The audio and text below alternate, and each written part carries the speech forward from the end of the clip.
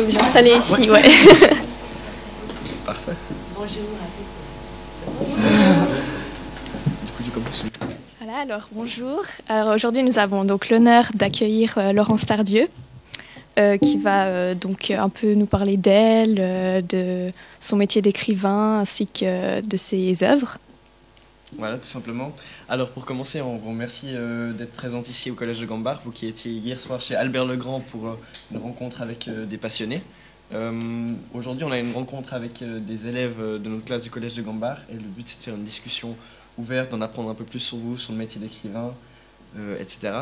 Donc, pour commencer, si ça joue pour vous, on va faire une espèce de petite présentation sur ce qu'on a réussi à trouver sur vous, afin que les personnes qui ne vous connaissent pas dans la classe ou à l'écoute puissent comprendre un petit peu qui vous êtes.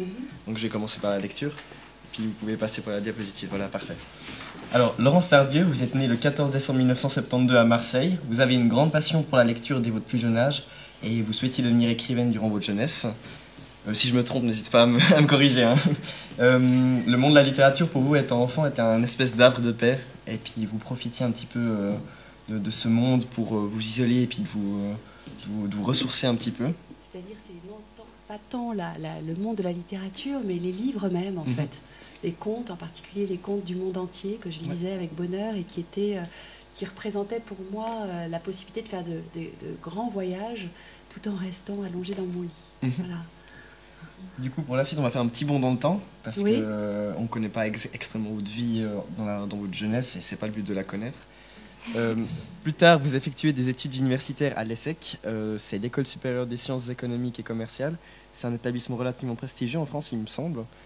Le choix de ces études émanait plutôt de vos parents, de ce que j'ai pu lire et de ce que j'ai appris, alors que vous préfériez plutôt faire des études littéraires. Une fois vos diplômes obtenus, vous écrivez votre premier roman, qui ne sortira malheureusement pas. Cependant, ce dernier il confirmera un petit peu votre motivation et votre passion pour le fait d'écrire. Vous vous rendez compte que la vie professionnelle en entreprise n'est pas faite pour vous et vous découvrez un penchant pour le théâtre à la fin des années 90. Enfin, 90, je pense. Quelques années plus tard, vous ressortez du Conservatoire d'art dramatique de Paris en 2000 avec un diplôme en poche. Suite à cet interlude théâtral, vous reprenez l'écriture et publiez votre premier roman en 2002 qui s'intitule Comme un père. Ce récit évoque une relation tendue avec votre père que vous connaissez finalement relativement peu dû à son activité professionnelle particulière. Pardon, alors je vous interromps, c'est une fiction, hein, Comme oui, un oui, père. c'est une Donc fiction. c'est la narratrice, le père de la narratrice. Ouais. Voilà, c'est pas mon père. Oui. Et lui qui... oui. Je me suis trompé, Pardon, excusez-moi. non, c'est juste pour que les choses soient claires. C'est une œuvre qui est plutôt bien reçue par Oui. la critique et qui annonce un avenir prometteur dans le monde de l'écriture. En tout cas, c'est ce qui en est ressorti de ce que nous avons lu. Il y a par la suite 9 autres romans qui vont sortir et un essai qui suivra également, qui est ici d'ailleurs, qui s'intitule L'écriture et la vie, qui est sorti en 2014. Et puis cette année, vous avez votre dernier roman qui est sorti, Nous en été vivants, qu'on parlera un petit peu plus tard. Et puis pour terminer cette petite présentation, juste dire un mot que vous habitez aujourd'hui à Paris, en région parisienne en tout cas, et que vous êtes l'heureuse mère de 3 enfants. Voilà. Merci beaucoup. Oui, merci. Est-ce que je dois rebondir? D'abord, je voulais vous dire à quel point je suis heureuse de vous rencontrer. J'espère que je parle suffisamment dans le micro. Oui, c'est bon. J'aime toujours infiniment aller dans les classes, parce que pour moi, les livres, l'écriture, mais aussi les livres, la lecture, ont représenté énormément depuis que je suis petite. C'est en effet, ça a été la possibilité de m'échapper peut-être d'un territoire familial dans lequel je me sentais un peu trop oppressée, où j'avais l'impression de ne pas pouvoir exprimer réellement qui j'étais. Et donc ça a été tout de suite voilà, une soif de lire, puis très vite d'écrire. L'écriture a été ma colonne vertébrale et je crois qu'à chaque âge, on peut faire la rencontre avec les livres. Et c'est pourquoi j'aime beaucoup me déplacer dans les classes et essayer de transmettre cette joie qui me vient des livres, de la lecture et aussi évidemment de l'écriture. Voilà. Et j'aime toujours beaucoup l'énergie de la jeunesse. C'est un cadeau pour moi de la recevoir. Donc je suis vraiment merci de m'accueillir. Voilà.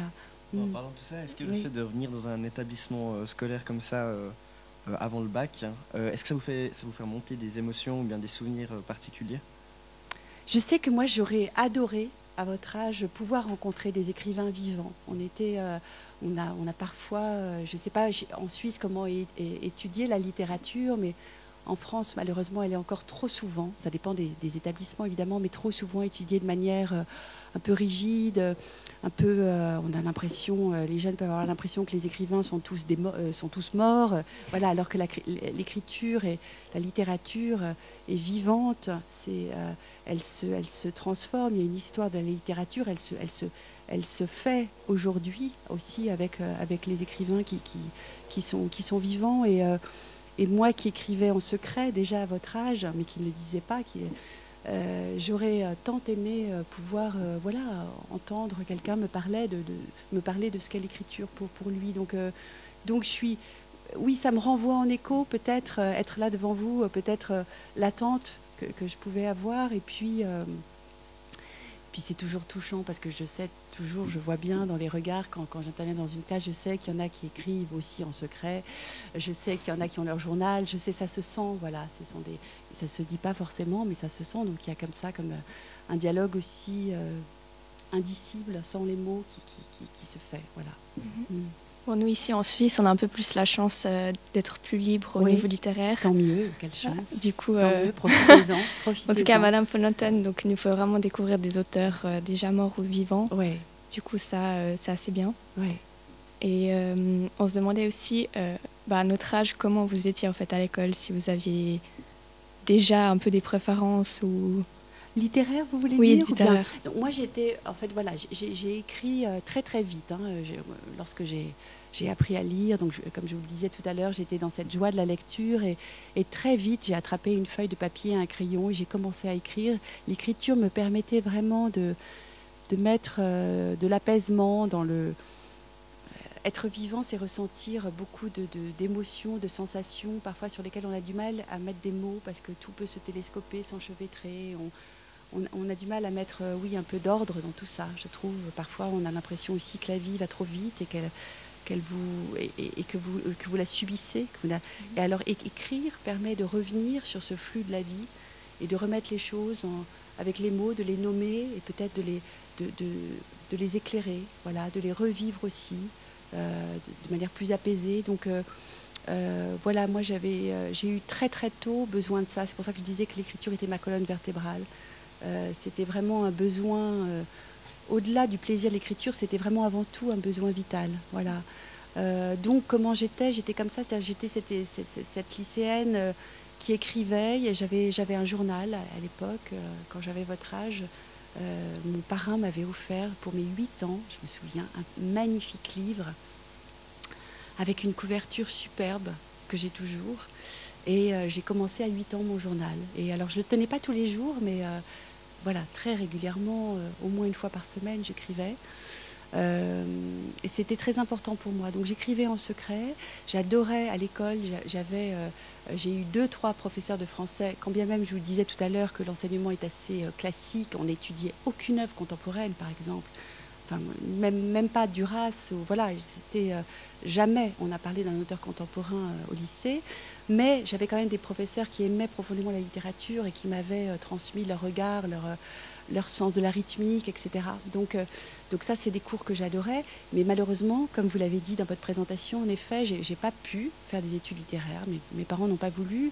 Et déjà au lycée, en France, on choisit dès 2 ans avant le bac c'est plus qu'une option, c'est vraiment une section. Donc il y a la section littéraire, la section plus économique ou la section scientifique. Et malheureusement, les bons élèves, on les pousse beaucoup à aller vers les sections scientifiques. Donc moi, j'ai été poussée, j'ai pas pu. J'étais très docile à l'époque. L'écriture m'a permis de trouver ma voie pour affirmer ma liberté et ma singularité. Mais à l'époque, je n'osais pas le faire. Donc j'ai suivi ce flot. Donc j'étais cette étudiante qui était en section scientifique, qui adorait écrire et qui savait, en effet, comme vous l'avez dit, très tôt, j'ai su... Alors, on ne se dit pas, quand on a 8 ans, je serai écrivain. C'est pas possible de dire rien que le mot écrivain. C'est un mot qui vous assomme, enfin, qui est énorme, qui vous pose un poids sur les épaules. Même encore aujourd'hui, j'ai du mal à l'utiliser, je le trouve très figé. Mais que j'écrirais, de toute façon. C'était comme ça, c'était en mouvement. Et je savais que ce serait là toute ma vie, quoi qu'il se passe. Donc ça, c'était très important, c'était une évidence. Et je suis toujours restée arrimée à cette évidence, quoi qu'il se passe dans ma vie, et encore aujourd'hui. Vous pensiez écrire plutôt pour vous ou vous aviez déjà l'idée de publier des livres? Oui, alors publier, c'est pareil, on ne se dit pas les choses comme ça, de manière aussi claire, mais je pense que je pressentais déjà à quel point l'écriture était une aventure, dans le sens de quelque chose qui vous transforme. Je voyais bien, c'est pas pour rien que j'aimais les contes, je pense. Alors je n'avais pas compris ça toute petite, mais un conte, hein, quand vous le lisez, il y a une situation de départ, et puis les personnages, en général, vivent des épreuves qu'ils doivent surmonter. Donc, ils mettent en branle une énergie très forte pour essayer de justement traverser cette épreuve. Et il y a une résolution, en général. Hein. Souvent, les contes, c'est ça. Et moi, je pense que j'aimais beaucoup ce mouvement-là, de quelque chose.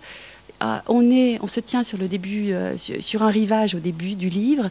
Et à la fin du livre, à la fin du conte, le personnage est de l'autre côté du rivage. Et je pense que j'avais pressenti que l'aventure de l'écriture d'un livre, c'était ça. C'est celle qui vous faisait passer d'un rivage à un autre. Et de manière assez mystérieuse, c'est assez compliqué d'expliquer, je trouve, mais cette aventure-là, elle ne prend sens que lorsque le livre existe pour les autres, et donc que par la publication. Ce sont les lecteurs, en fait, qui achèvent l'écriture d'un texte, qui permettent cette traversée, en fait. Si vous écrivez, et je vois bien, quand j'écrivais juste mon journal, d'ailleurs, je ne faisais pas ce travail de réécriture, moi je suis très très sensible, on en parlera peut-être après, au travail sur la rythmique, sur la ponctuation, sur le vocabulaire, voilà. Et parce que c'est ça qui fait qu'un texte va acquérir un son et va peut-être toucher les lecteurs, n'est-ce pas? Dans mon journal, je ne faisais pas ce travail. J'écrivais vraiment pour moi. Il y avait quelque chose, ça se jouait entre moi et moi, ça ne se jouait pas entre moi et l'autre. Voilà. Justement, dans la lecture de ces contes, on voit que ça vous a profondément marqué dans Oui. votre manière de voir les choses, dans Oui. votre conceptualisation d'un livre, d'une œuvre. Est-ce que vous avez un exemple particulier d'un récit qui vous a vraiment marqué profondément, que ce soit vous ou bien sur votre façon de voir l'écriture? Oh, il y a plusieurs livres qui m'ont bouleversée, qui ont même bouleversé mon rapport au monde, mon rapport au réel. Je pourrais vous en citer beaucoup. Peut-être un qui a eu vraiment une répercussion très concrète dans ma vie, que j'ai lu, je pense que vous avez 20 ans, n'est-ce pas, à peu près, hein, voilà. Ouais. Et ben, je pense que je l'ai lu à peu près à 20 ans. Étonnamment, c'est la littérature américaine, que je lisais très peu à l'époque, c'est Henry Miller. Je ne sais pas si son nom vous dit quelque chose. Henry Miller a écrit, parmi les nombreux livres qu'il a écrits, il y a une trilogie qui s'appelle, si je ne me trompe pas, la crucifixion rose, n'est-ce pas? Je crois que c'est ça. Nexus, Sexus, Plexus. En tout cas, j'ai bien les noms des 3 textes en tête. Ce sont 3 récits autobiographiques. Et Henry Miller, alors d'abord, il a une énergie, enfin une écriture qui est extrêmement, qui est pleine d'énergie vitale. Je ne sais pas comment vous dire. Ça rebondit sur vous. Vous sentez presque le son, rebondir sur vous. Vous vous attrapez. Et puis, il explique, en fait, au tout début du premier tome, que lorsqu'il avait 20 ans, comme vous, comme moi à l'époque, lorsque j'ai lu le livre, il travaillait pour gagner sa vie. Il avait dans une société de courtage, si je ne me trompe pas. Mais il voulait écrire. Il voulait écrire depuis très longtemps. Et qu'un jour, il a décidé, advienne que pourra, d'envoyer balader son job et d'écrire, de vraiment faire ce qu'il voulait faire. Et moi, quand j'ai lu ce texte, à un moment où j'étais dans mon école de commerce, et j'avais une voix, parce qu'effectivement, j'avais réussi des concours qui sont assez difficiles en France, donc vous avez une voix un peu tout tracée, normalement, une fois que vous êtes là-dedans. Mais moi, j'avais cette soif qui me tenaillait. Et ça a été extraordinaire de lire ça, parce que je me suis dit, mais évidemment, mais moi aussi, c'est ce qu'il faut que je fasse. Ça m'a aidé à sauter le pas plus vite, peut-être, que ce que je n'aurais osé faire toute seule, sans. Mais ça, c'est un exemple parmi d'autres de combien les livres peuvent vraiment changer profondément votre vie, votre regard sur les mondes. J'ai toujours pensé qu'un livre, c'est pas juste une lecture que vous faites et après un objet que vous reposez très sagement sur une étagère et qui n'a rien changé. De la même manière que je disais qu'un livre, lorsqu'on l'écrit, l'aventure de l'écriture, c'est une traversée qui vous modifie. L'aventure de la lecture, c'est celle-ci aussi, parfois. Et quand c'est ça, c'est extraordinaire. La lecture d'un livre peut faire qu'à la fin du livre, vous n'êtes plus tout à fait le même ou la même que lorsque vous l'avez commencé. Du coup, en partant de ce principe-là, est-ce que, à travers tous les récits que vous avez écrits, est-ce qu'il y a un message vraiment clair que vous essayez de faire passer? Surtout pas. Surtout pas parce que... non, mais c'est une question intéressante. Justement, je trouve que plus je travaille l'écriture, plus je trouve que la beauté, enfin, ce qui me plaît en particulier, c'est que l'écriture me permet d'explorer la complexité du monde, la complexité d'une vie. On n'est jamais dans le noir ou dans le blanc, on n'est jamais dans l'ombre ou que dans la lumière. Dans la vie, chaque situation est infiniment complexe. Une personne, c'est pas juste ce qu'elle vit au moment présent, c'est aussi toute l'histoire, son histoire à elle, son enfance, et ce qui a précédé son histoire, qui fait que quelque chose, peut-être qu'on ne comprend pas chez elle, peut s'éclairer de cette manière-là. Et tout est comme ça. Et l'écriture me permet, en tout cas, moi, dans le travail de la langue, voilà, le travail sur un personnage, de rentrer, un peu de rendre compte de cette complexité. Et donc, surtout pas de message, parce que quand on dit message, c'est comme s'il y avait une vérité, quelque chose comme ça qu'on veut délivrer. Et moi, ce que je trouve très intéressant dans un livre, c'est avant le message, justement, au contraire, de remonter au questionnement, voilà, qui fait que on peut s'interroger, on peut élargir en s'interrogeant sa vision du monde, on peut comprendre peut-être ce qui peut sembler incompréhensible, un personnage qu'on jugerait dans la vie, et bien là, justement, on le comprend mieux, on rentre dans son intériorité. Donc, surtout pas de message. À aucun moment, je n'ai cette envie de délivrer quoi que ce soit comme ça, de fermer, de définitif. Après, je pense que la plupart des personnes se posent la question, est-ce que, en tant que métier d'écrivain, c'est par exemple 90% de sueur, 10% de talent, enfin, est-ce que ça se travaille? Oui, c'est une belle question aussi. Moi, je crois beaucoup au travail. L'écriture, si on avait eu le temps, si j'étais venue peut-être 4 ou 5 fois vous voir, on aurait fait un travail d'écriture ensemble. Parce que l'écriture, c'est avant tout la réécriture. C'est-à-dire, il faut, moi j'anime des ateliers d'écriture en France, et ce que j'aime infiniment, c'est aider chacun à aller à la recherche de sa propre voix. Vous tous ici, vous avez une voix unique qui vous appartient, qui ne ressemble absolument pas à celle des autres. Et si j'avais le temps de vous faire écrire, j'essaierais de vous accompagner pour faire entendre, aller chercher votre voix, votre voix intérieure, votre voix, de la même manière que si je vous entendais à l'oral, personne n'a la même voix. Et ben c'est pareil pour votre voix intérieure, votre voix d'écriture, votre voix. Et c'est ça qui est magnifique. Mais on n'arrive pas à l'attraper comme ça, tout de suite. C'est tout le travail très artisanal, pour le coup, sur la langue. Tout ce que vous avez appris quand vous étiez petit, en grammaire, par exemple. Vous savez, par exemple, les articles indéfinis, articles définis. Vous n'avez pas idée, dans une phrase, si on passe, par exemple, d'un article indéfini à un article défini, comme ça change le son de la phrase. Et c'est que des petites choses comme ça. Peut-être là, enlever un adverbe, peut-être là, passer du passé au présent. Et c'est comme ça que le texte, tout à coup, commence à sonner, comme, au fond, vous sentez qu'il faut qu'il sonne. Et c'est ça, c'est ce son-là qui va peut-être rencontrer le lecteur ou pas. Et en fait, on passe un temps fou. Enfin, moi, je suis très très lente dans le travail d'écriture, et je peux passer des heures sur un paragraphe, comme le dit Annie Ernaux, qui est un écrivain que j'adore. Et c'est ça, mettre la virgule exactement là où elle doit tomber, parce que la rythmique va dire quelque chose. Parce que ce travail sur la langue, bien au-delà des mots, va dilater le sens, va le rendre encore plus précis, à la fois plus précis et plus large, plus vaste. Voilà. Donc je sais pas dire talent, je sais pas très bien ce que ça veut dire. C'est un moment, cette soif de quelque chose qu'on a envie d'exprimer, quand bien même on ne sait pas exactement ce que c'est, mais on sent qu'il y a quelque chose, comme un cri, une énergie qui doit venir. Et après, moi j'aime travailler sans savoir du tout où je vais, où l'écriture m'emporte, et phrase après phrase, voilà, je travaille le mouvement de ces phrases, je travaille le son de ces phrases, jusqu'à ce que je sente que je suis là au juste endroit. Voilà. On continue un petit peu dans cette même question, oui. Dans cette thématique. Comme vous l'expliquez, on a vraiment l'impression que votre inspiration, elle vient en écrivant. Et moi, je me posais la question justement si, dès le départ, lors de la conception d'un récit, d'un texte, est-ce que vous fixiez des fois des objectifs ou bien un espèce de cadre pour vous dire que vous allez écrire, par exemple, un roman autobiographique avec tant de personnages, tant d'actions, etc., etc.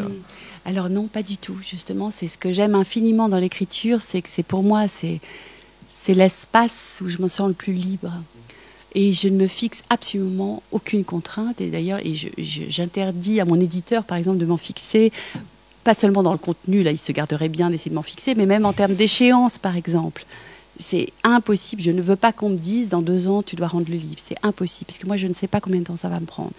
Et ce que j'aime... Alors, la seule chose qui se passe, c'est que je sens au début d'un travail, effectivement, si je vais travailler un matériau autobiographique ou si je vais partir sur quelque chose de fictionnel. Parce qu'effectivement, dans mon parcours, depuis le début, il y a eu d'abord un cycle fictionnel, puis un cycle autobiographique, puis là, on est revenu à un cycle fictionnel. Et donc ça, je vois bien où je vais puiser. Mais ça je ne le décide pas, ça s'impose. Voilà. Et par exemple, pour mes textes de fiction, comme là, ce qui a été le cas pour mon dernier livre, Nous aurons été vivants, presque toujours, en fait, ce sont des images qui se sont imposées, comme des flashs venus d'un rêve, des flashs très obsessionnels qui vraiment se traduisent sous la forme d'images très précises et qui m'obsèdent tant pendant plusieurs jours que finalement, c'est eux qui vont déclencher le désir du livre. C'est eux qui vont déclencher la première phrase, très concrètement. Et en effet, là, surtout, ne pas savoir s'il va y avoir beaucoup de personnages, ne pas savoir si ça va être un format long, un format court, etc. À partir de cette première phrase, juste écouter la phrase, écouter sa sonorité, sa rythmique, écrire une deuxième phrase, puis une troisième phrase, puis une quatrième phrase. Et en fait, le livre commence comme ça, sans que je sache où je vais. Et j'adore une phrase de Soulages, le peintre, je ne sais pas si son nom vous dit quelque chose, c'est un peintre magnifique, dont j'aime infiniment le travail, et qui a très très bien parlé de son travail. Et une phrase qu'il a dite, c'est ce que je fais qui m'apprend ce que je cherche. Et moi, je me retrouve tout à fait là-dedans. C'est-à-dire, au fur et à mesure que les premières pages s'écrivent, je commence à comprendre, comme si vraiment il y avait un travail photographique, de la photo qui apparaît, et je me dis, mais en fait, voilà, je suis en train d'écrire là-dessus, mais je ne cherche pas non plus trop à le formaliser. J'avance comme ça, à tâtons. Et c'est vraiment extraordinaire, et c'est pour ça que j'aime tant les ateliers d'écriture pour essayer de transmettre ça, parce que ça peut paraître abstrait si je vous le dis comme ça. Mais en fait, on peut tous écrire de cette manière, et l'écriture, si on se laisse, si on se met dans l'état de se laisser écrire, comme je dis, j'aime beaucoup cette expression, l'écriture vous emporte là où vous ne seriez pas allé. Voilà. Là où ni votre pensée, ni votre imagination, ni votre capacité à construire des choses, etc., dans votre tête, ne vous aurait emmené. Et vous ouvre des possibilités de vérité, je trouve, et voilà, très très fortes. Vous parlez justement de ces flashs. Oui. Est-ce qu'ils vous viennent quand vous êtes devant la feuille en train d'écrire, ou bien par exemple plutôt dans vos rêves la nuit, ou en train de faire quelque chose la journée? Souvent, j'ai remarqué que ces flashs ne me viennent pas pendant les moments où je suis devant ma feuille, ni non plus dans mes rêves, quand bien même ils ressemblent à des images de rêve. Ça peut être vraiment, je suis en train de me balader, donc je ne pense pas du tout et quelque chose arrive comme ça. Comme ça nous arrive tous en fait, hein. On est en train de marcher, quand on marche, dans le mouvement de la marche, on peut avoir je trouve que la pensée est très fluide et laisse venir des choses. Et puis parfois, ces images qui viennent sont tellement fortes qu'elles restent. Et moi, c'est vraiment un critère. C'est si elles restent pendant des jours et des jours, et que elles restent très prégnantes comme ça, c'est qu'il y a quelque chose là derrière. Il faut que j'aille à la recherche de ce qu'elles signifient. Oui. Moi, je me posais une question. Oui. Vous avez publié relativement beaucoup d'œuvres. Est-ce que vous avez conservé cette écriture que vous aviez quand vous étiez plus jeune, rien que pour vous, ce petit jardin secret, entre guillemets, ou pas du tout? Est-ce que je continue à écrire pour moi, en fait, un journal? C'est ça votre question? Oui. Non, c'est très intéressant votre question. Et il se trouve que lorsque j'ai commencé à écrire des romans, donc vers l'âge de 20 ans, j'ai arrêté mon journal. Comme si, en fait, dans l'écriture de mes textes, dans mon travail d'écriture plus littéraire, en fait, j'avais trouvé le cadre qui me permettait d'explorer mes obsessions en fait personnelles, mes interrogations, mes chagrins, avec encore plus peut-être de force, de liberté, voilà. Mais je l'ai vraiment arrêté du jour au lendemain, et je n'ai plus jamais eu besoin d'y revenir. Alors je l'ai toujours, parfois je le relis, mais je suis passée à autre chose, voilà. Et mes enfants, je peux leur inventer des histoires, voilà, mais à l'oral, pas à l'écrit, voilà. Est-ce que vos enfants, du coup, ont déjà lu un de vos livres ou tous vos livres, peut-être? Alors, tous mes livres, certainement pas. En fait, mes filles, alors j'ai 3 enfants, mais donc 2 filles qui ont 17 et 14 ans, donc qui évidemment seraient tout à fait en âge de lire mes livres, puisque je suis devant vous et que parfois je rencontre des lycéens un peu plus jeunes que vous. Mais il y a une sorte de pudeur, je pense. Elles les ont même. Par exemple, Nous aurons été vivants, je l'ai dédié à mes 2 filles. Donc, je leur ai vraiment offert à chacune, avec une dédicace forte, chacune. Et elles l'ont commencé, mais elles ne peuvent pas. Et je comprends très bien. Je pense que c'est très, bousculant. Le terme n'existe pas, mais vous voyez ce que je veux dire. Pour un enfant, de lire, de rentrer dans l'intériorité d'une mère. Puisque là, j'exprime, évidemment, c'est une fiction. Mais elle retrouve bien, de manière extrêmement intime, celle que je suis, en fait, au fond. Donc,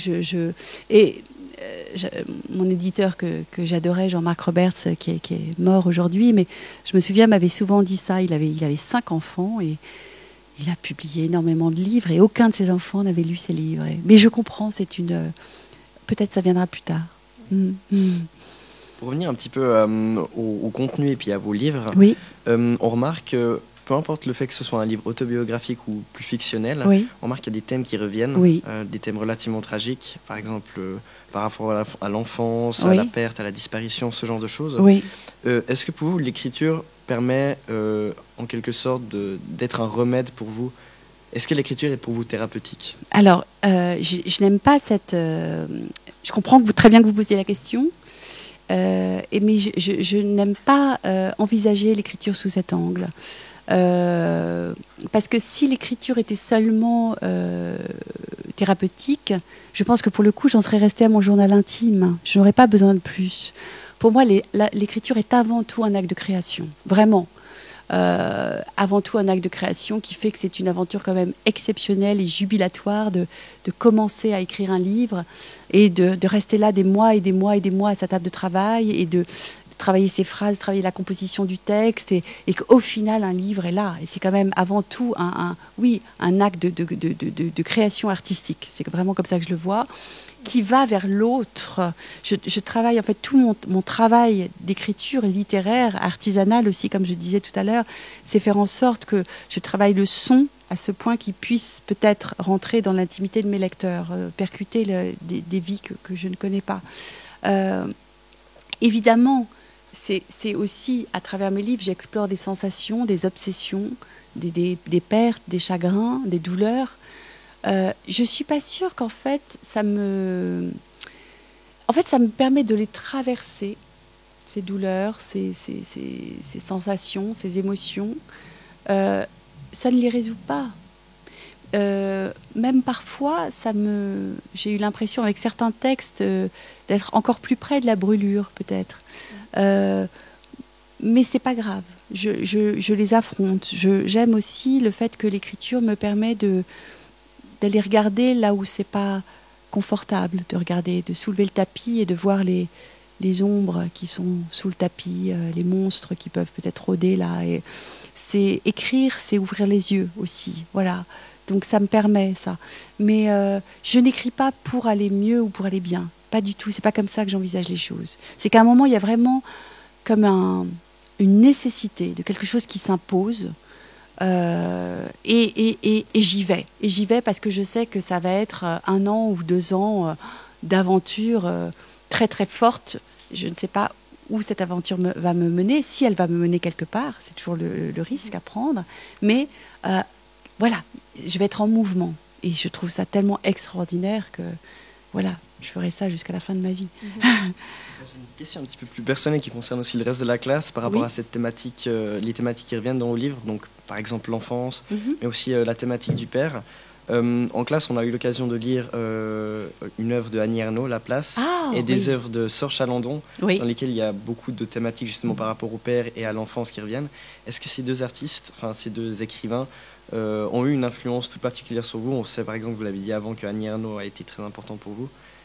Qu'est-ce qu'ils vous ont apporté? Annie Ernaux est une femme que j'aime infiniment. D'abord, la personne, je la connais un peu et j'aime. C'est une grande dame de la littérature contemporaine. Vraiment, pour moi, c'est un des plus grands écrivains vivants aujourd'hui dans le monde.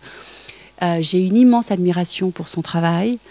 Comment vous avez dû le sentir si vous avez lu La Place. Comment, à partir d'un matériau autobiographique, elle en fait quelque chose, grâce à son écriture, d'universel, quand bien même c'est pas votre histoire, quand bien même vous n'êtes pas venu du même milieu qu'elle ou pas. Enfin, voilà. Et ce qu'elle dit des femmes aussi, de la place des femmes. Voilà, j'ai une profonde admiration pour son travail et une profonde admiration pour la femme qu'elle est, parce que voilà, c'est ce que je disais. C'est une femme extrêmement humble. Quand vous la rencontrez, d'une très grande simplicité, extrêmement généreuse avec les jeunes écrivains. Moi, je lui ai presque toujours envoyé tous mes livres. 10 jours après, elle me répond par lettre. C'est extraordinaire. C'est quand même une femme qui est très sollicitée, qui a construit une œuvre. Elle prend le temps, et elle ne le fait pas qu'avec moi, elle le fait avec pas mal d'écrivains de ma génération. Donc, moi, je salue ça aussi beaucoup. Voilà. Et elle m'a vraiment beaucoup apporté. Elle m'a beaucoup éclairée. Il y a un de ses livres que j'aime beaucoup, que je fais lire en atelier d'écriture, qui s'appelle L'écriture comme un couteau, qui est un recueil d'entretiens dans lequel elle explique avec la clarté et la limpidité qui est la sienne ce qu'elle travaille d'écriture pour elle, comment elle travaille, son travail sur la mémoire, etc., sur les souvenirs. Et c'est voilà, enfin moi elle m'a énormément apporté. Donc je l'aime beaucoup et je l'admire beaucoup. Serge Chalandon, je l'ai rencontré plusieurs fois. Son travail me touche. J'ai pas le même rapport. Puis je connais moins son travail. J'ai lu juste 3 ou 4 livres de lui, mais c'est un travail très fort, très sincère et qui n'est pas si éloigné du mien en fait, certainement. Mais voilà, j'ai moins à dire parce que je connais moins bien et j'ai moins été. Annie Ernaux m'a vraiment accompagnée comme si elle m'avait tenu la main pendant des années. J'ai vraiment ce sentiment, très grande proximité. Oui. Je trouve ça extraordinaire que vous ayez la chance de découvrir, parce qu'ensuite, après, vous faites votre propre chemin de lecteur. C'est-à-dire ceux qui ont aimé La Place, ils peuvent aller lire Après la honte, ils peuvent aller lire, alors je vous enjoins vraiment à lire Mémoire de fille, qui est le dernier livre qu'Annie Ernaux a publié il y a 2 ans, que je trouve extraordinaire. Vraiment, elle est pour moi là au sommet de son art. Voilà. Et puis Serge Chalandon, voilà. Et puis du coup, vous osez vous emparer de la littérature contemporaine, regarder ce qui se publie, et vous frayez votre propre chemin. Vous ne pouvez pas tout aimer. Mais à partir de choses que vous avez aimées, ça fait comme des balises comme ça, qui peuvent vous donner encore plus envie de découvrir d'autres textes. C'est merveilleux. Mm-hmm. En parlant aussi, par exemple, de prélecteurs, est-ce qu'avant de publier votre livre, vous les faites lire à des personnes Alors ça, ça a toujours été le casse-tête. Quand j'étais pas publiée, puisque en fait j'ai écrit 2 livres qui n'ont jamais été publiés au tout début, je ne savais pas très bien comment faire, donc j'avais demandé à 3-4 amis qui aimaient les livres, etc. Mais en fait, j'ai trouvé ça plus compliqué qu'autre chose, parce que chacun disait des choses différentes, chacun projetait son propre désir d'écrire, et puis il y a toujours des choses qui peuvent se jouer dans une amitié de manière un peu souterraine, et voilà. Et du coup, en fait, ça me perturbait plus qu'autre chose, je n'y voyais pas du tout clair. Ensuite, j'ai d'abord publié mes 2 premiers livres, Comme un père et Le jugement de Léa, dans une petite maison d'édition, Arléa, au sein de laquelle travaillait une éditrice que j'aimais beaucoup, beaucoup, Anne Bourguignon, et qui est restée une amie. Donc elle a commencé à m'apprendre déjà beaucoup de choses. Et ensuite, je suis arrivée chez Stock avec donc cet éditeur dont je vous parlais tout à l'heure, Jean-Marc Roberts, que j'adorais, qui est malheureusement mort il y a 5 ans, très jeune, trop jeune. Et alors Jean-Marc était vraiment... Alors lui, quand je l'ai rencontré, ça a été tout de suite mon premier lecteur. C'est-à-dire, en fait, je fonctionnais de manière assez particulière avec lui. Je lui faisais lire les 30 premières pages, sans rien lui dire. Il lisait. Il me disait juste 2 mots. Et ça me permettait de continuer et de me dire, OK, il y a au moins une personne qui sait de quel monstre je suis en train d'accoucher. J'avais vraiment ce sentiment-là. Et c'était très rassurant pour moi. Mais je ne lui en parlais pas. C'est-à-dire après, pendant tout le temps d'écriture, je ne disais pas, tiens, j'en suis là, j'ai avancé comme ça. Pas du tout. Mais je savais qu'il avait lu, il savait même peut-être déjà mieux que moi où j'allais. Vous voyez ? Et lorsque Jean-Marc est mort, j'ai perdu vraiment... j'ai perdu quelqu'un que j'adorais, un éditeur que j'adorais, et j'ai perdu mon premier lecteur. Et depuis, je ne l'ai pas retrouvé. Chaque livre, ça change. Là, Nous aurons été vivants, je l'ai fait lire à une femme que j'aime beaucoup, beaucoup, qui est Michel Gazier, qui a été l'éditrice de L'écriture et la vie, ce texte dont vous parliez. Voilà, j'aime beaucoup son regard, et j'ai fait lire à Michel. Mais voilà, chaque livre depuis, Mais c'est une question importante.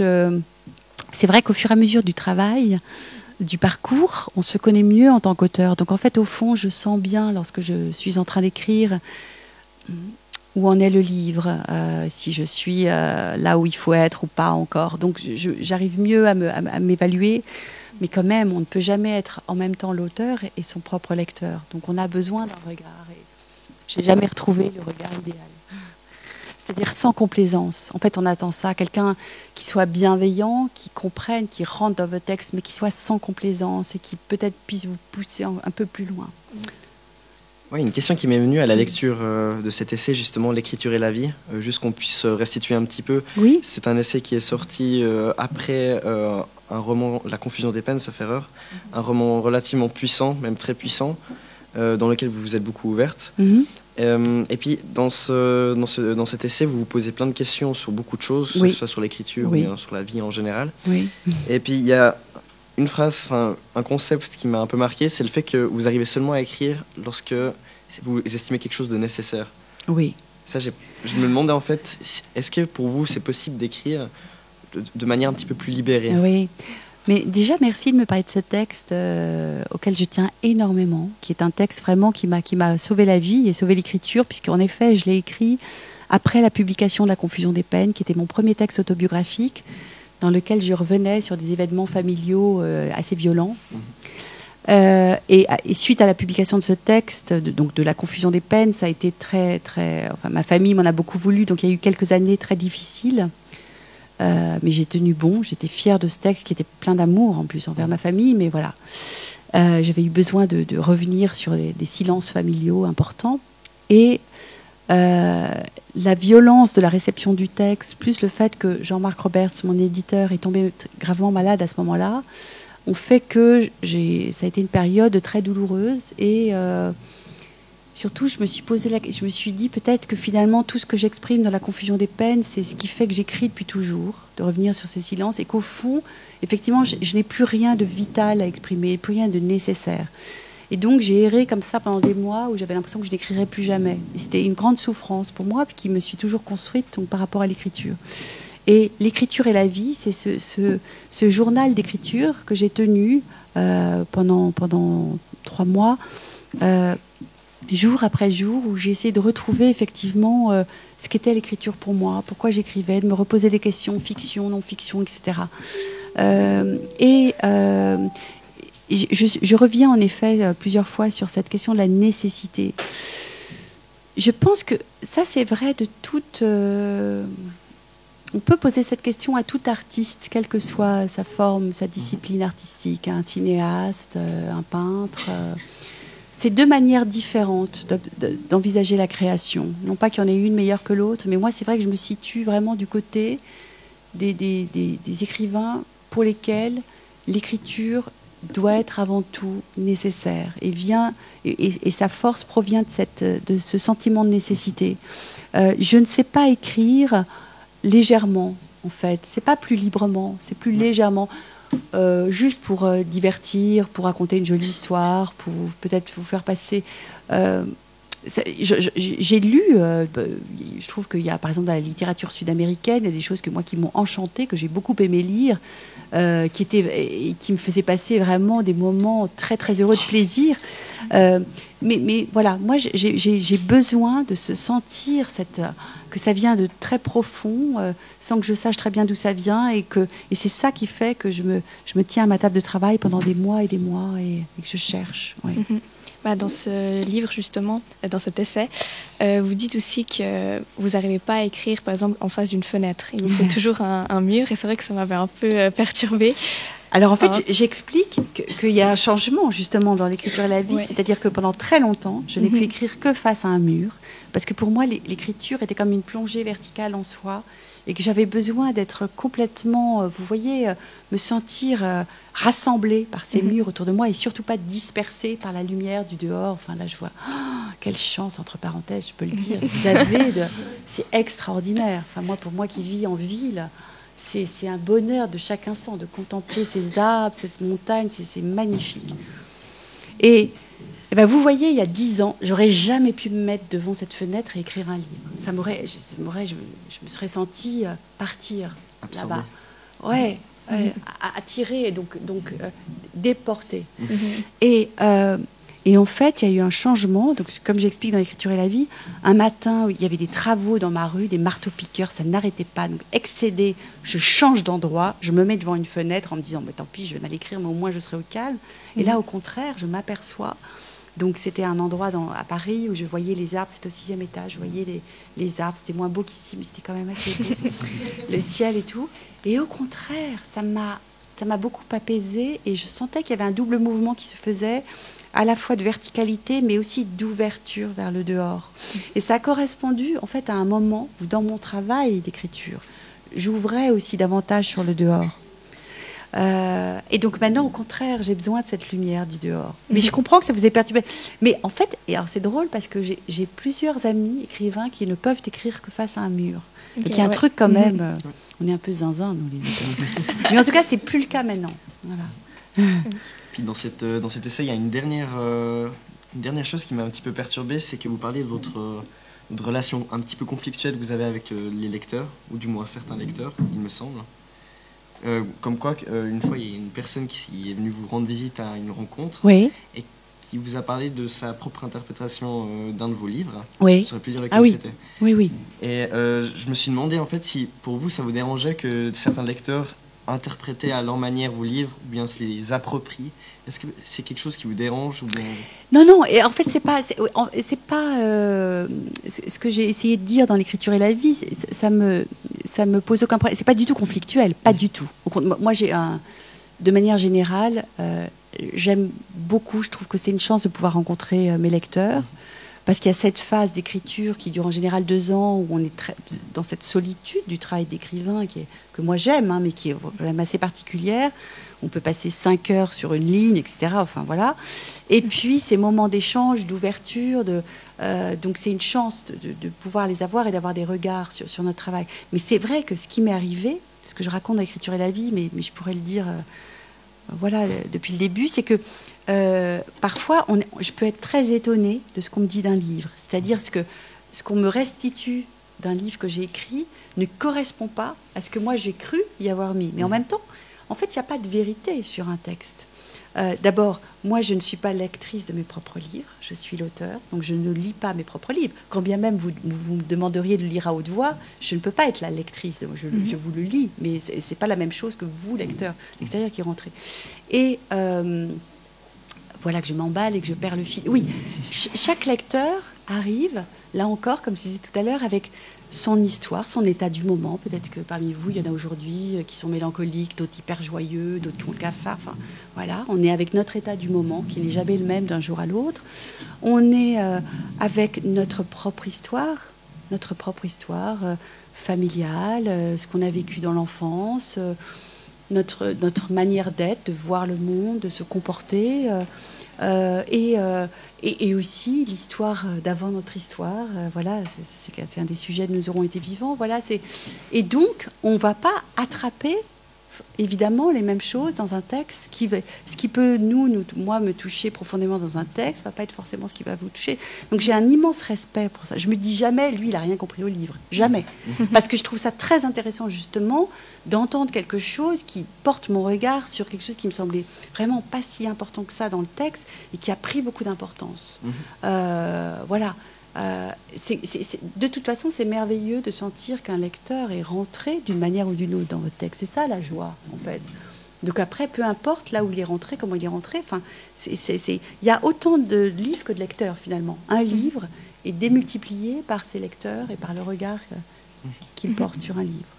Bah, moi, par exemple, la première fois que je vous ai découvert, c'était dans un examen. Il fallait justement faire un commentaire composé sur un extrait de votre texte. Ah oui. Quel livre, vous vous souvenez? Quel livre c'était celui où vous parliez de l'attentat de Charlie Hebdo. Oui, donc à la fin, le silence. Oui, voilà. Oui. Et donc, vous le prenez comment, le fait qu'on doit, par exemple, faire un commentaire composé sur un extrait? Oh, ça fait plaisir. Non, je serais émue de voir ce que vous écrivez, ce qui vous touche.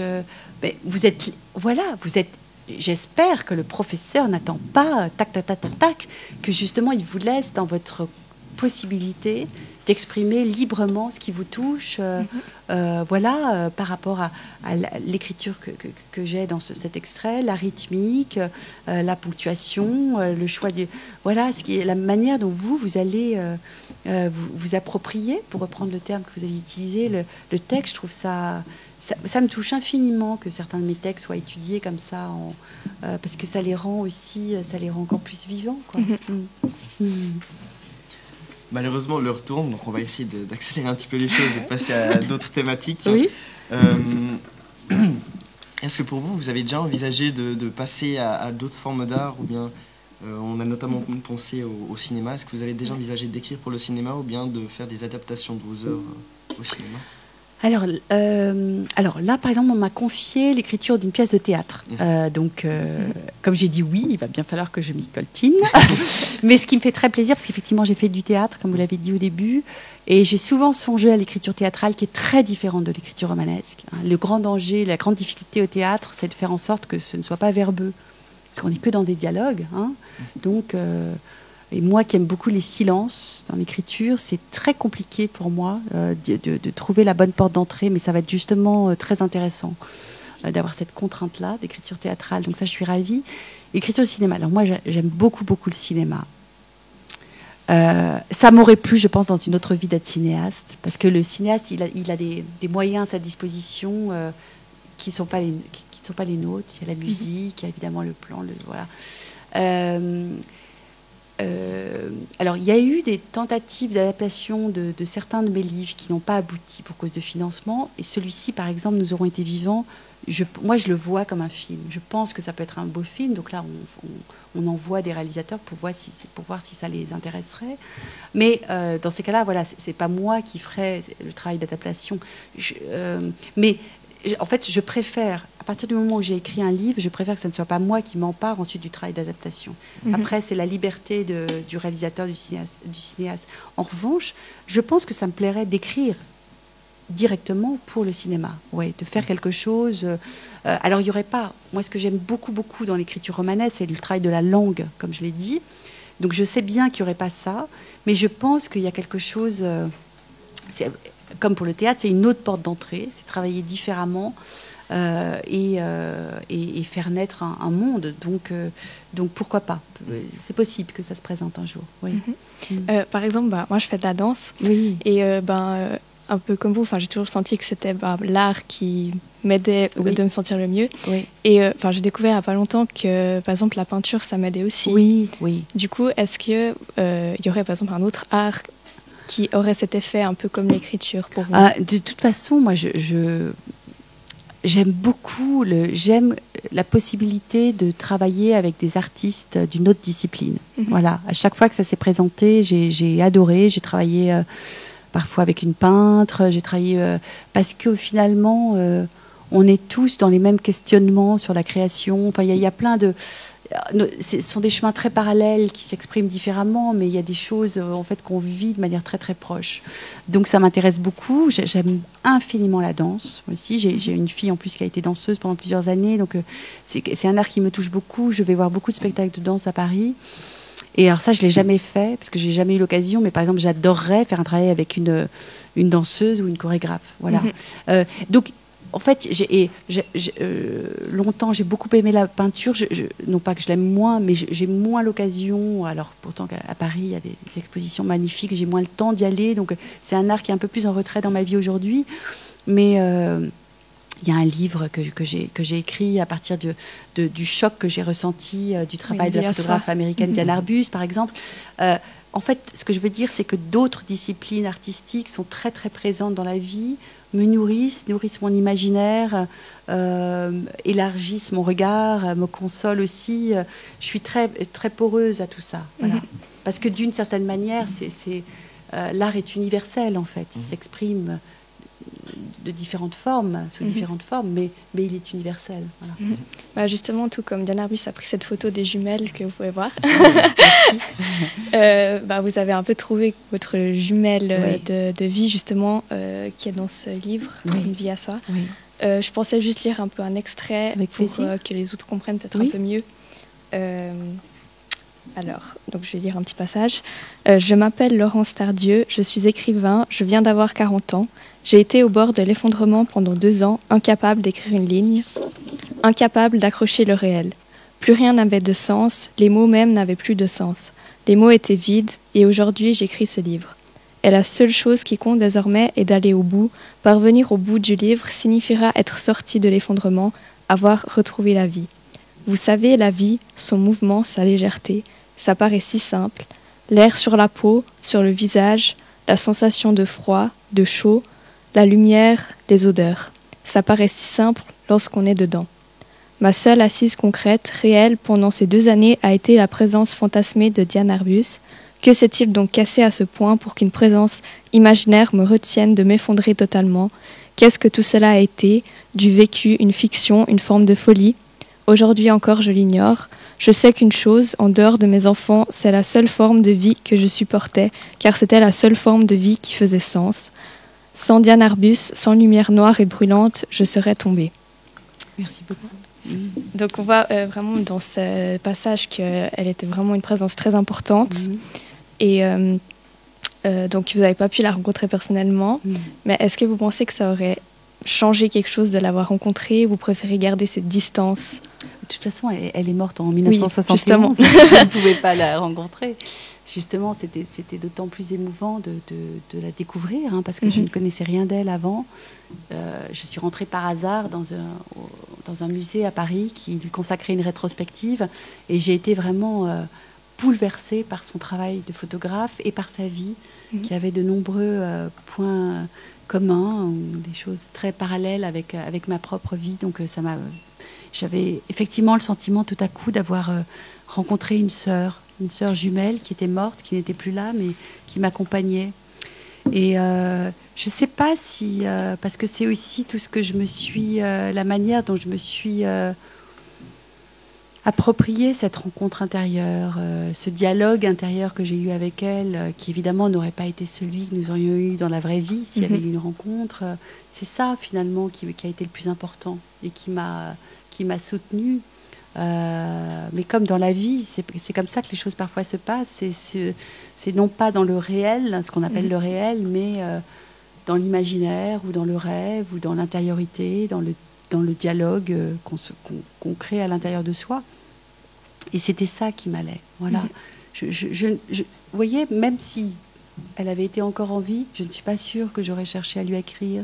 Je ne suis pas sûre. Ce qui comptait avant tout, c'est ce que je percevais d'elle et la manière dont ça percutait quelque chose en moi, dont ça me remettait à la vie, dont ça éclairait toute mon histoire depuis l'enfance. Oui.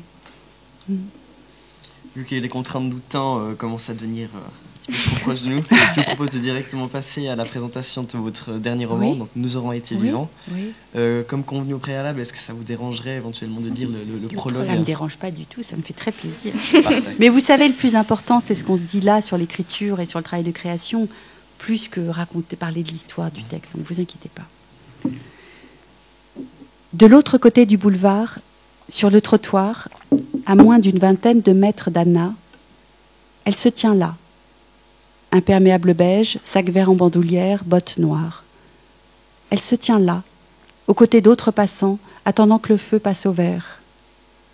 Elle se tient là, nonchalante, comme s'il n'y avait rien de plus normal que se tenir là un matin d'avril sur ce trottoir parisien. Oui, comme si chaque matin depuis plus de 7 ans, elle avait continué à arpenter les rues de Paris et traverser des boulevards et attendre que les feux passent au rouge. Elle se tient là, image tant de fois rêvée, fantasmée, soudain irrecevable. Et la déflagration, avec une extrême lenteur, atteint Anna, plonge sous la peau, traverse la chair, perforant le présent pour atteindre le cœur, lieu immémorial de la douleur, depuis des années muré, interdit d'accès. Autour d'Anna, le monde s'est figé. Les couleurs ont disparu. Les formes vivantes ont disparu. Le ciel a disparu. L'air même a disparu. Il ne reste plus qu'un élément, un unique élément, un corps. Anna regarde et regarde et regarde encore la silhouette là-bas de l'autre côté du trottoir. Il faudrait l'apostropher, mais aucun son ne sort de sa bouche. Il faudrait courir, mais aucun signal ne parvient à ses jambes. Et elle reste là, sans bouger, comme dans ses rêves où l'on ne peut plus courir. C'est à ce moment qu'elle voit les 2 bus arriver, l'un derrière l'autre, comme 2 lourdes bêtes de somme. Le premier ralentir, puis s'arrêter, le second s'arrêter à son tour. Anna a perdu toute faculté de penser, mais une voix à l'intérieur lui hurle qu'il faudrait y aller, faire un effort surhumain, être plus forte que sa peur, être plus forte que sa joie, s'élancer à travers le boulevard, s'élancer à travers les voitures, s'élancer à travers les klaxons. Mais elle ne peut pas, elle ne peut rien. Elle reste immobile. Elle entend la voix à l'intérieur de son corps, à l'intérieur de sa tête, à l'intérieur de ses mains, et elle laisse faire. Combien de temps cela dure-t-il ? La sueur lui trempe le dos. Elle demeure les yeux fixés sur les parois du premier bus, yeux débiles qui ne peuvent aller au-delà, qui s'écrasent contre les parois du bus comme elle-même a le sentiment de s'écraser de tout son long, compressée contre ces fichues parois, compressée à son tour comme une bête. Et lorsqu'enfin, après une éternité, le premier bus lentement s'ébroue, suivi du second, tous 2 semblables à 2 énormes carcasses malhabiles, et que les yeux d'Anna peuvent voir au-delà de la silhouette au manteau beige, du sac vert en bandoulière, des bottes noires en léger déséquilibre. Il ne reste rien. Merci beaucoup. Merci. Au-delà du prologue, la lecture et du contenu, vous avez sûrement pu vous rendre compte aussi du style que vous employez dans vos romans.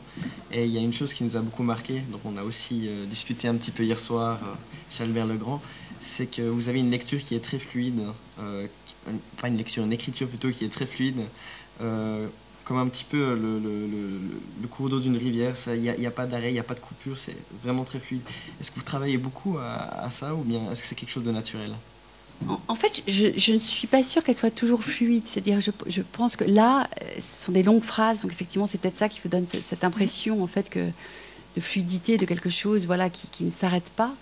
Mais il y a d'autres endroits dans le texte où c'est au contraire beaucoup plus heurté, beaucoup plus scandé. En fait, ça dépend au-delà des mots, encore une fois, de ce que je veux essayer de faire passer dans le son. Et encore une fois, parce que ce son va dire plus encore que les mots. Voilà. Et là, c'est cet effroi, cette vague qui prend Anna, qui est à la fois un moment quand même de bonheur pur, puisqu'elle croit revoir sa fille qu'elle n'a plus revue depuis 7 ans. Donc c'est tout à coup, c'est extraordinaire. Et en même temps, c'est effrayant. Voilà, c'est une déflagration.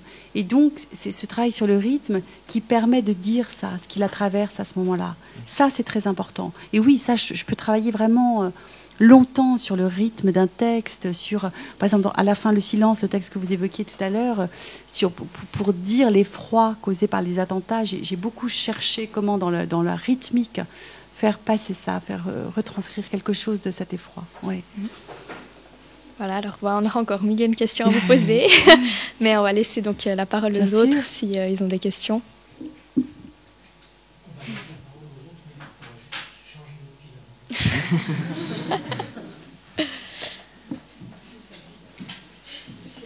On a attendant que vous trouviez des questions, mais que tout simplement que le temps passe, est-ce que vous auriez quelque chose pour nous faire motiver à lire votre dernier livre?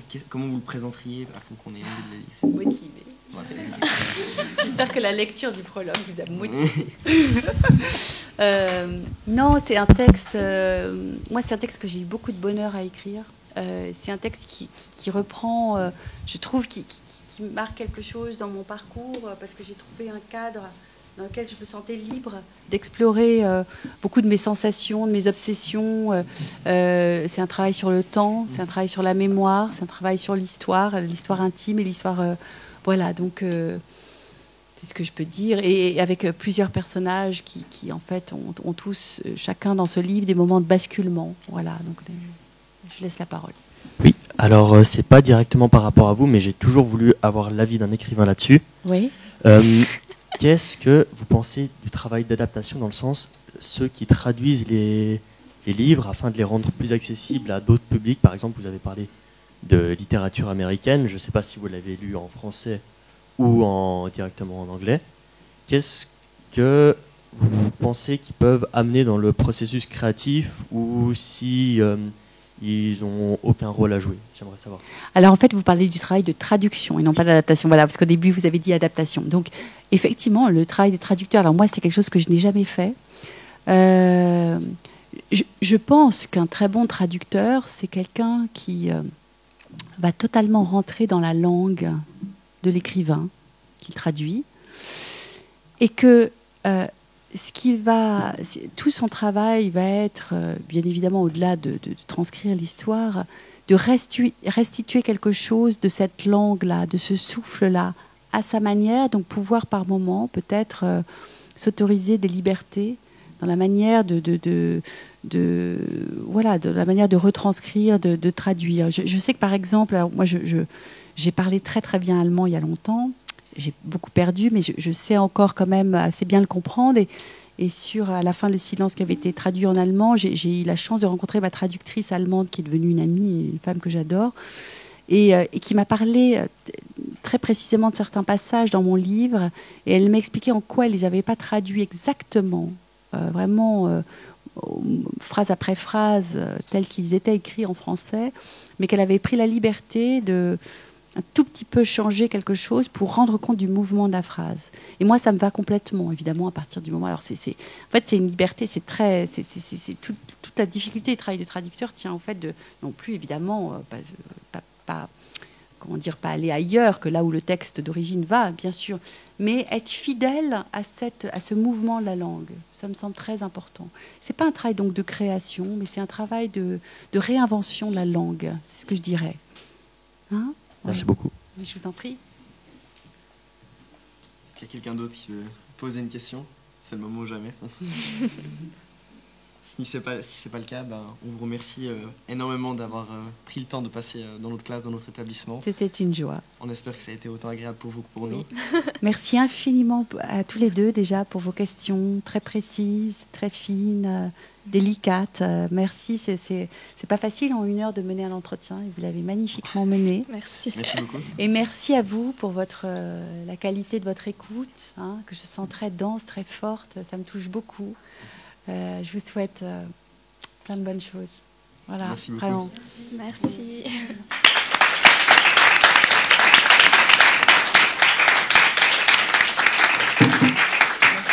C'est à vous.